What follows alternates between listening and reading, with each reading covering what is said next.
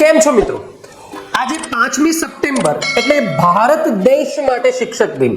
હા, તમે બરાબર જ સાંભળ્યું છે. મેં માત્ર ભારત દેશ માટે બોલ્યો છું. મિત્રો, વિશ્વ શિક્ષક દિન 5 ઓક્ટોબરના રોજ ઉજવાય છે, જે યુનેસ્કોની પહેલથી ઈસવીસન 1966માં યુનેસ્કોએ આવો એક પ્રસ્તાવ રજૂ કર્યો અને ઈસવીસન 1992 થી સમગ્ર વિશ્વમાં દર વર્ષે વિશ્વ શિક્ષક દિન 5 ઓક્ટોબરના રોજ ઉજવાય છે.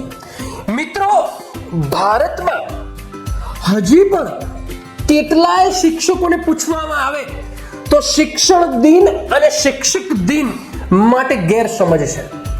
મિત્રો, શિક્ષક દિન 5મી સપ્ટેમ્બર છે, જે ભૂતપૂર્વ રાષ્ટ્રપતિ ડોક્ટર સર્વપલ્લી રાધાકૃષ્ણનની યાદમાં ઉજવાય છે. જ્યારે શિક્ષણ દિન એ મૌલાના અબુલ કલામ આઝાદની યાદમાં ઉજવાય છે, જે ભારતના પ્રથમ શિક્ષણ મંત્રી હતા, એજ્યુકેશન મિનિસ્ટર. અને ભારતમાં શિક્ષણ દિન 11 નવેમ્બરના રોજ ઉજવાય છે. એટલે કે મિત્રો, આપ જો શિક્ષક હોવ તો બાળકોને આ 3 તારીખ જરા સમજાવજો.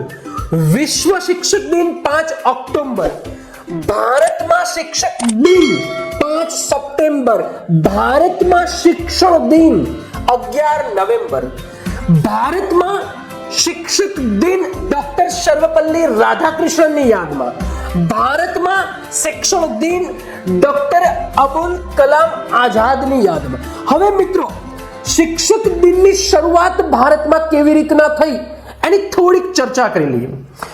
1962માં ડોક્ટર સર્વપલ્લી રાધાકૃષ્ણન એ ભારતના રાષ્ટ્રપતિ બન્યા. એ પહેલા ચેન્નઈમાં મિત્રો કોલેજમાં તત્વજ્ઞાનના પ્રોફેસર હતા અને શિક્ષક એ એમનું મૂળ ધર્મ હતો અને એમને શિક્ષક હોવું એ આત્મસન્માન હતું.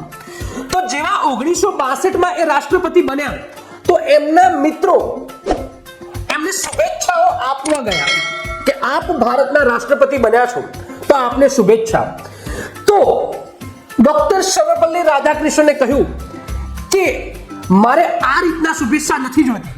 હું રાષ્ટ્રપતિ બન્યો છું એની શુભેચ્છા નહીં, પરંતુ મારી યાદમાં તમે શિક્ષક દિન ઉજવો એ મને ગમશે.